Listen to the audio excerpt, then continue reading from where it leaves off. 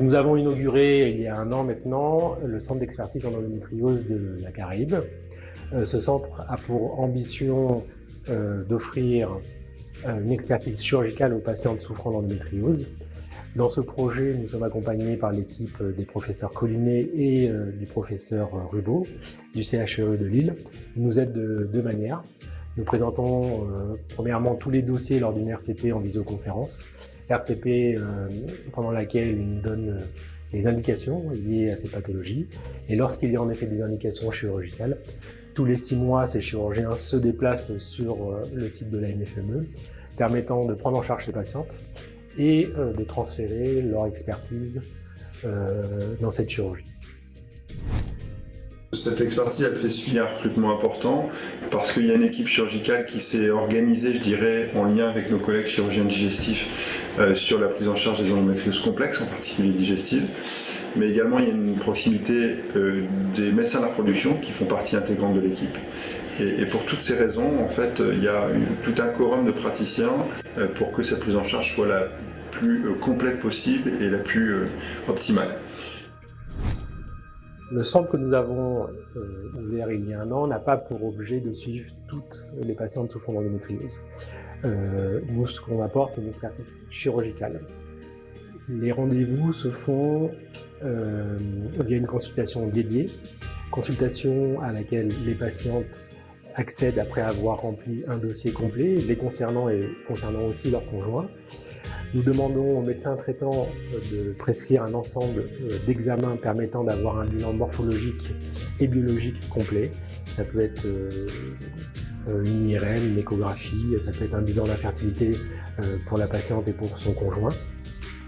Et nous recevons essentiellement les patientes en échec thérapeutique. Que ce soit des patientes qui sont en échec thérapeutique vis-à-vis de la douleur, ou que ce soit des patientes en échec thérapeutique vis-à-vis de leur projet de procréation.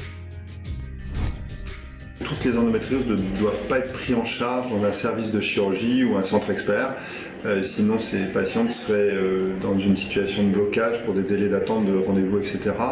Donc c'est vraiment une prise en charge qui doit se faire sur les différentes étapes et différents secteurs. En soins primaires, tout d'abord par le diagnostic qui doit être fait le plus précocement possible, puisqu'il y a des délais qui sont actuellement très longs entre le premier symptôme et le diagnostic. Donc il y a tout un rôle du médecin généraliste dans ce diagnostic, mais également dans la mise en œuvre du traitement, avec l'utilisation de ces recommandations qui sont accessibles en ligne pour la mise en œuvre des traitements, en particulier des contraceptifs en continu, qui vont permettre d'une améliorée. Et éventuellement, si on en serait en situation d'échec, de pouvoir adresser ces patientes à un centre expert qui va, sous forme de bilan de jour, ou en tout cas mettre en œuvre toutes les investigations pour faire le bilan le plus complet et de faire intervenir justement toute cette prise en charge multidisciplinaire. Et c'est dans ce sens-là qu'il faut que nous ayons une bonne communication en soins primaires, médecins de ville, mais également pour les différents praticiens, que ce soit chirurgiens, gynécologues médicaux et médecins de la reproduction. Aujourd'hui, le réseau territorial permettant la prise en charge des patients souffrant d'endométriose a été initié non pas par nous, mais par l'URML. Ça a commencé par la formation des médecins traitants à cette pathologie.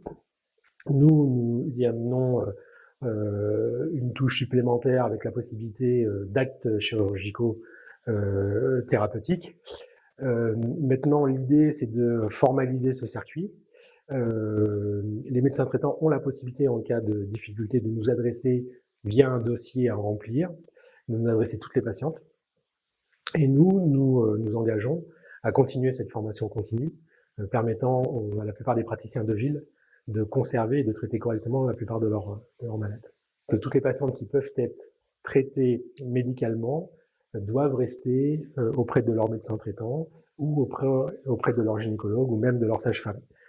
Cependant, ce que l'on propose, nous, c'est d'accompagner l'ensemble des acteurs de santé pour arriver à un niveau de formation leur permettant de prescrire les bilans, de faire les premières prescriptions médicamenteuses permettant de soulager les patientes.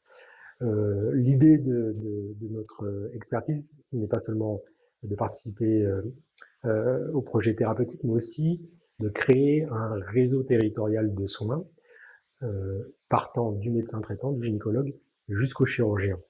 Ceci étant, constituer un réseau de soins nécessite une certaine formation, et c'est à travers l'URML et l'Association Endo France que notre centre participe à ce genre de formation par des événements qui peuvent être des enseignements post-universitaires, des journées thématiques sur l'endométriose.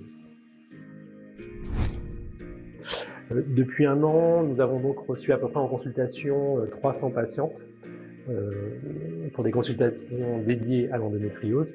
Sur ces 300 patientes, nous avons présenté à peu près 5 patientes par mois en réunion de concertation pluridisciplinaire, ce qui représente à peu près une 60aine de patientes présentées en visioconférence au CHRU de Lille pour un avis.